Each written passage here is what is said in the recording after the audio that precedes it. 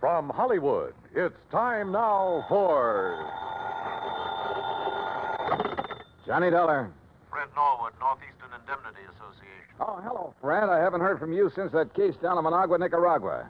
Got another nice long trip lined up for me? I'm afraid not this time. But if you can leave right away, I wish you'd run down to Baltimore for us. Baltimore? That depends. Depends on what? How free I can be with my expense account in the seafood department. Chicoteague oysters, soft-shell crabs, terrapin soup. Johnny, if you can get us off the hook on this one, I'll okay your expense account blind. Big one, huh? Over 100,000. Murder? Arson? $111,421 missing from a safe. Wow, and you're liable for it if it isn't recovered, huh? For the full amount. But who'd keep that much cash in a safe? Outside of a bank, that is. The Trillingham Tobacco Company. But why? Better get the details from August Trillingham, if you'll take this on. On a freewheeling expense account? Freddie, I'm your boy.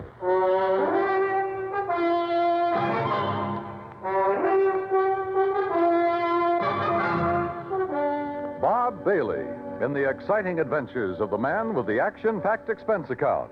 America's fabulous freelance insurance investigator. Yours truly, Johnny Dollar.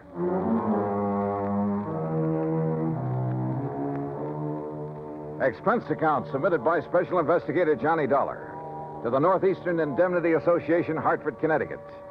Following is an account of expenses incurred during my investigation of the Wayward money matter.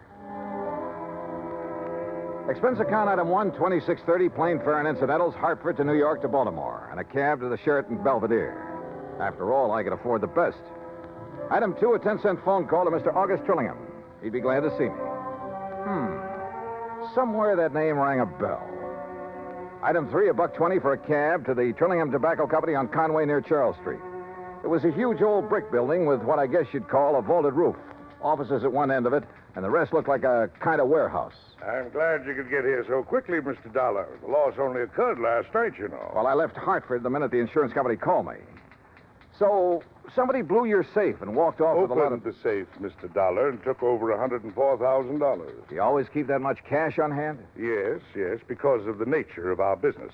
What do you mean? Well, the tobacco was grown by the farmers hereabouts, barn-cured for a month or two or three, and then brought here. Uh-huh. We graded according to quality and color and tied into hands. Hands? Bunches of 20 or 30 leaves, depending on size. Oh, I see. And then we pack it in hogsheads and ship it to the auction warehouses. We're kind of a middleman between the small farmer and the auction. I said small farmer, Mr. Dollar. Well? There are people for whom tobacco is only an incidental crop.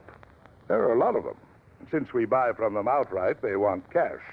Not checks or payment due the first of the month. Oh, no, cash. Oh, I see. And you're always gambling on what you'll be able to get at the auctions. That's right. Ah. How's business, Mr. Trillingham? Not as good as I'd like, of course, but I'm sure it'll pick up later in the year. Why do you ask? Oh, just wondered.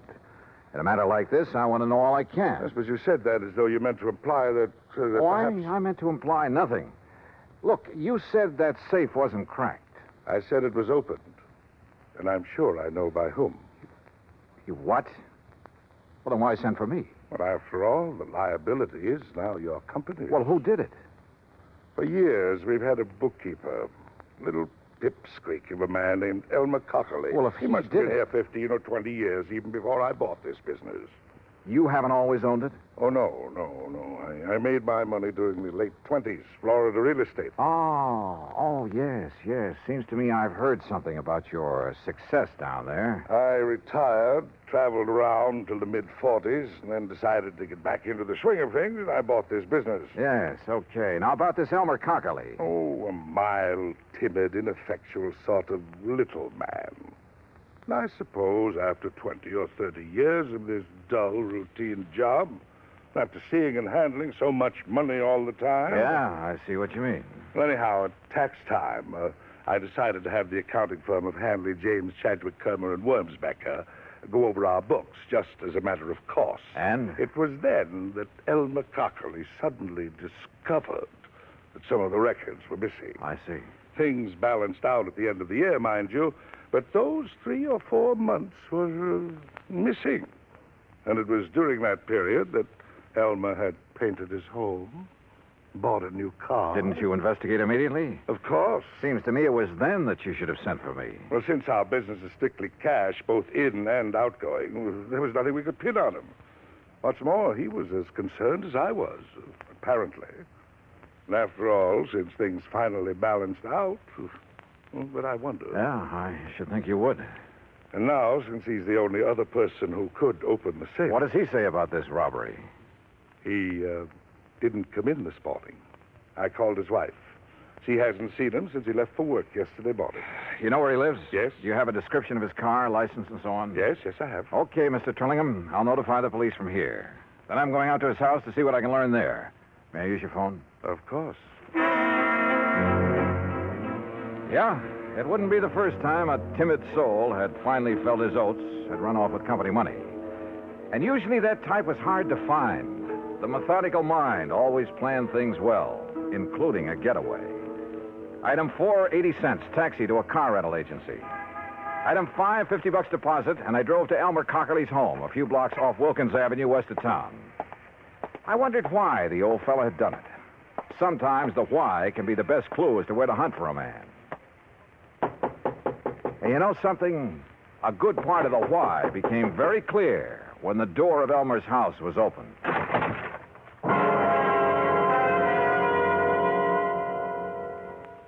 Act 2 of yours truly, Johnny Dollar, in a moment.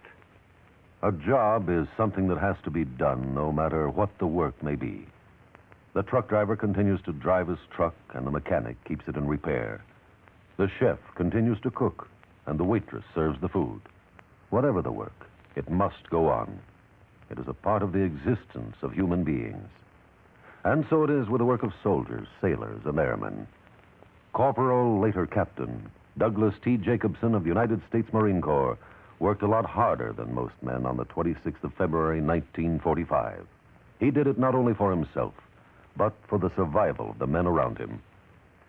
While serving with the 4th Marine Division in the heroic assault on Iwo Jima, Corporal Jacobson picked up the bazooka of a fallen fellow Marine and promptly destroyed a 20-millimeter anti-aircraft gun and its crew. Using his weapon with deadly accuracy in the face of heavy enemy fire, Jacobson destroyed in turn 2 machine gun nests, a large fortified blockhouse, and an enemy pillbox, killing its 5-man crew. Fighting desperately, he moved forward and wiped out an earth-covered perimeter of rifle emplacements. Nothing could stop him. A tank tried, and Jacobson blew it to kingdom come. Then he went on in another single-handed assault to put a second heavily armed blockhouse out of action, permitting his division to occupy the position. By his dauntless skill and valor, Corporal Jacobson destroyed 16 positions and annihilated 75 of the enemy. For conducting himself according to the code of American fighting men and for getting the job done, Corporal Douglas Jacobson was awarded the Medal of Honor. And now, Act 2 of yours truly, Johnny Dollar, and the Wayward Money Matter.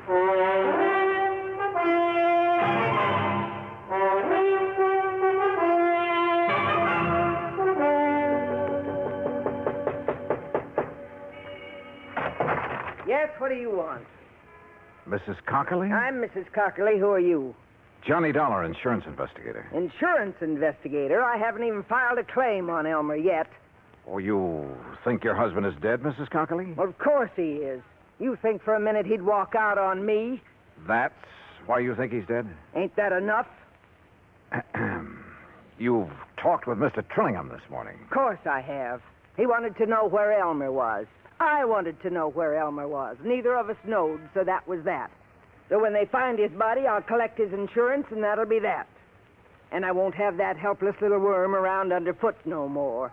No more having to baby and nurse him and tie his tie and feed him. Mrs. Cockerly. No, sir. The only reason that little shrimp would dare not to come home is if somebody done him in. And when you find him, you can come around and pay me his insurance, and that's that. Now, if that's all you've Just come a minute. talk... Just a minute. Did Mr. Trillingham tell you that over $100,000 was taken from the safe at the office? No. Elmer didn't do it. I know he didn't. Do you? Working his fingers to the bone year after year, handling all that money and him and me just scraping along. Why, if it wasn't for beneficial finance helping us along now and then, I don't know what we'd have done. Yeah, well, I look. told him more than once if he wasn't such a spineless little mouse, he'd help himself to some of that money. They'd never miss it, being a cash business like it is, and Lord knows he deserves some of it. Well, what'd he say to that? Scared him, made him angry, so I'd keep rubbing it great in. marriage you two had. Sometimes he'd scream and yell like a baby. He dared to scream at you? I'd let him. I got so sick of him, it did me good to see him blow his top. Believe me, I told him more than once if I was in his place, I wouldn't hesitate. Well, go ahead, he says. Go ahead. And he give me, go ahead, he says. He gave you what, Mrs. Cockley? The combination to the safe? Yes. Yes, he did. So what of it? So maybe I went down there and robbed it last night. Well, how did you know it was last night? I didn't tell you that. All right. All right, maybe I did. I'd like to see you put it on me. Maybe I will. You think I can't use that kind of money? You think I don't deserve it after struggling all these years, caring for him for nothing because he didn't have the gumption to get what he should have? You know something, Mrs. Cockley? I doubt if you ever gave him a chance to show any gumption. Huh? Do you know Elmer? Did you ever see him? No. And look. Look at his picture here on the hall table. All right. A baby, that's all he is. All or right. was. You've made with a lot of big, noisy talk. Now, just Probably most of it's a lie. I don't believe you'd live 10 minutes with a man if you really felt that way about him. Look, mister. But there must be some reason for it. Some reason for trying to make me suspect you. I told you. Maybe I did do it. Did you? But I'd like to see you prove it. Well, I don't think you did. I'd like to see you prove that. I think all you're trying to do is cover up for him, protect him. And I'll say this, you're taking a mighty offbeat way to do it. Now listen. Where is he? You really think little Elmer could have... No. No, he really didn't have the gumption. All right, who else? He couldn't have, Mr. Dollar. Outside of his books and figures at that office, he could hardly take care of himself. That's why he needed me, to tell him what to do and feed him and take care of him. Well, this is quite a change of pace, Mrs. Cockley. So maybe I did make him toe the line. So what about it? He liked it. Some people are that way, just like me. I got to have somebody I can lord it over him. Anything wrong with that? Well... I don't believe a thing you said. Oh, you don't? Now, where is he? Where is Elmer? I don't know. And if he didn't rob that safe, who did? He couldn't. How should I know? Why don't you ask that August Trillingham, his fancy boss that's kept him and me starving all these years? Did you think of him? Everybody's a suspect at a time like this. Dear August. Including his you. Friend, the boss. Used to go catfishing together up the creek. Great privilege for poor little Elmer to go fishing with the boss who made all the money. That's where I thought he was last night when he didn't come home to supper. And when he wasn't home all night, poor dear. All right, Mrs. Cockley, just quit acting. Acting? Somebody stole that Now, money, and listen. apparently only 3 people knew the combination of that safe. Trillingham, your husband, and you. I tell you, go ask that Trillingham. But only one of the 3 has run out, disappeared. No. No, I'll never believe that Elmer did it. He could. Sure he could. Anybody could. Now, where is he? I don't know. I think you do. No. And you're trying to protect him. Or are you waiting to hear from him so you can join him and the money? That isn't true. Then why isn't he here if half of what you told me is true? Because Oh, go answer the phone. Hello. Yes, I'm her. Who? Oh, just a minute. Sergeant Macklin, he says. Oh, the man I talked to at police headquarters. Here. Thanks. Johnny Dollar. This is Macklin, Mr. Dollar. Yeah, Mac. Looks like it's all sewed up. Yeah, who? Elmer Cockerly. Driver's license, identification You found the card. money? Well, what's left of it. They got the money, did they? You know what Cockerly looks like? I've seen his picture. Well, then maybe you better come out here. Where? Hance's Bridge. Hance's Bridge. That's where Yeah, Elmer used to go it's, catfishing all the time. It's about 9 miles up the creek north of town. Okay, I'll see you there. Yeah, I want you to see if you can identify Cockerly's body. Oh. I see.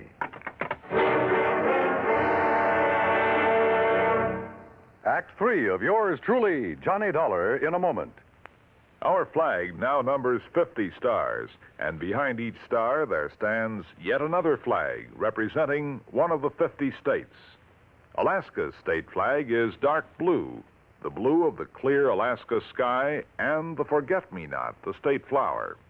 Upon it shines 8 golden stars, forming the Big Dipper or the Great Bear, a symbol of strength.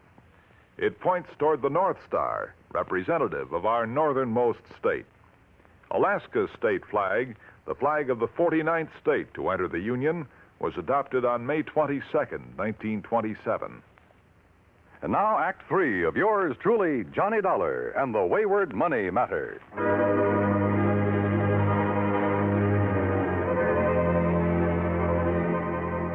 Without telling Mrs. Cockerly what I'd learned over the phone, I took off in my rental car for the creek north of town for Hance's Bridge. Yeah, this was a crazy case if ever there was one.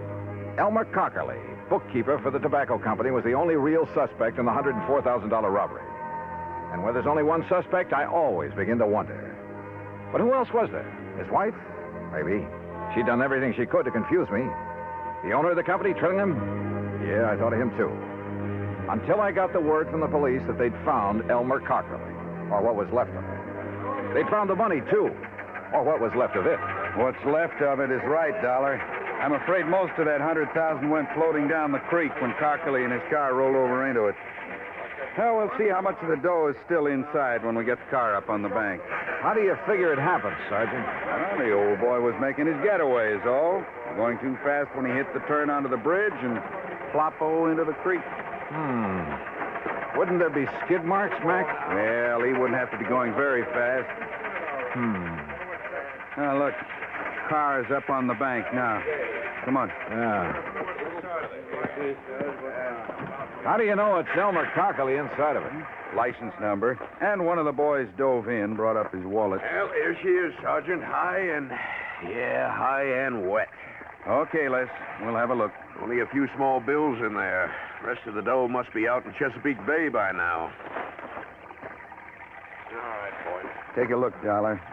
That Cockerly in there? Yeah? Yeah, that's Elmer. Do you think he drowned? Yeah, or banged around so hard when the car plunged in that...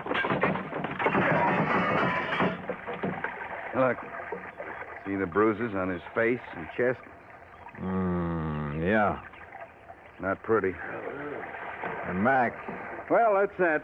Just one more who tried and didn't get away with it. I wonder when they'll learn that it just... Huh? What's that? A little scrap of paper out of his pocket. Huh? Torn. Only part of it, see? Night. Pants. Cat. And Mac, look here.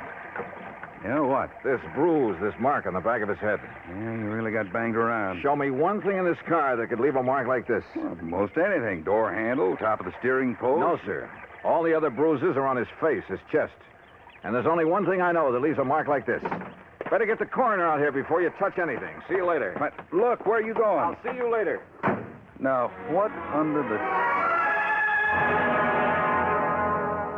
Yes, I heard it from the police department, Mr. Dollar, and well, in spite of what I told you earlier, it's hard to believe. Yeah, it is. He'd been such a loyal soul all those years. But I suppose all that cash, and it was a bit more than we usually kept in the safe, I suppose it was just too much of a temptation for him. Or for any other man. Huh? Even you, for instance. What? Are you joking? So it's not funny. So, business has been pretty bad lately. I didn't say that, Mr. Dollar. I merely said that... I know what you said, Trillingham. And I remember now what I'd heard about your big success in Florida real estate back in the 20s. Well, I don't see what... You were one of those guys who sold a lot of swamp and jungle, some of it underwater, to suckers from up north. I was young, an opportunist in those You were days. a crook. You're a crook now. And a killer. Mr. Now, what Dollar... a natural to hang it on. Poor, timid little Elmer Cockerly. Sure, why not? He'd be the natural suspect in anybody's book. Do you realize what you're Let's accusing go me of? fishing. Catfishing. Tonight at Hance's Bridge. Only you shouldn't have put it into a note to him. What note? The one I found on his body. So you met him there. You slugged him, put him behind the wheel of his car, then ran it down the embankment into the creek. You thought the rolling over would account for any bruises he'd get. Listen, But not that mark on the back of his head, the one made by the butt of a .38 special. I've seen too many of them, Trillingham. Oh, I see. You still have it. That's right. and I'll use it. You didn't get away with murdering Elmer. You'd never get away killing me. I can go a long ways on $100,000. And before I let you stop me... Mr. Dollar, the police told me poor Elmer has... Close that door. You did it. Quiet. I don't know how, but you killed him. Quiet and close that... Oh, I'll do it myself. Oh, Buster!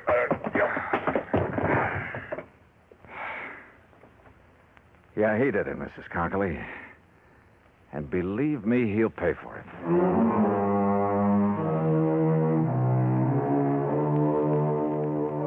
Well, so ends another dirty chapter in the history of crime. I hope the insurance on Elmer makes up in some small way for Mrs. Cockley's loss of her... Well, I was going to say husband, but I guess Elmer was kind of a baby to her. To manage, to browbeat, and to love.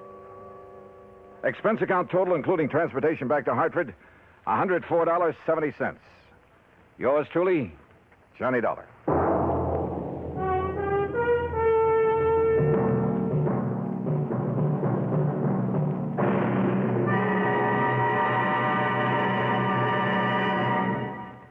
Our star will return in just a moment. Many times in the history of mankind, nations have pooled their forces to exert a greater strength against a common aggressor. This happens not only in the face of a world war, but between such giant holocausts, as during the Boxer Uprising in China in 1900. 6 nations combined their forces to come to the aid of their citizens. In the thick of the fight, undaunted by devastating enemy fire, Chief Bosun John McCloy of the United States Naval Contingent distinguished himself by meritorious conduct above and beyond the call of duty. For his valorous action, he was awarded his first Medal of Honor. But a man of action doesn't get the job done because of possible awards. It is the spirit of his code of conduct that guides him. John McCloy was guided by that code again and again. In June 1914, during the Mexican campaign, when the government of the United States was put upon once more to aid its persecuted citizens, Chief Bosun John McCloy was constantly risking his life. Our landed troops were in danger of being annihilated on the beach at Veracruz when McCloy voluntarily filled 3 picket launches with riflemen and led them along the seafront to draw the enemy fire. Though badly wounded, he remained at his post and gallantly directed his part of the campaign. For this action, Chief Bosun John McCloy was awarded a second Medal of Honor. But he hadn't been concerned with medals. His only concern was conducting himself as a man should, and that is according to the code of the American fighting man. Now, here is our star to tell you about next week's story. Next week, a fishing trip to Lake Mojave Resort. Fishing, that is, for a thief. Join us, won't you? Yours truly, Johnny Dollar.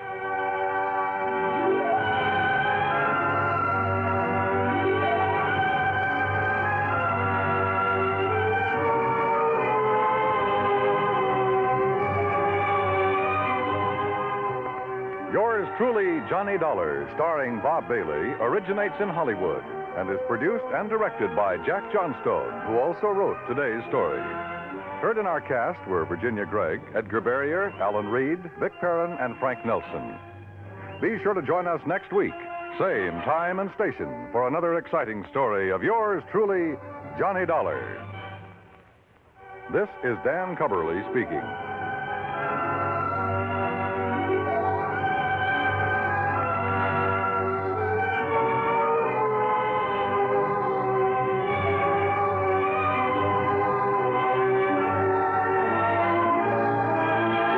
This is the United States Armed Forces Radio and Television Service.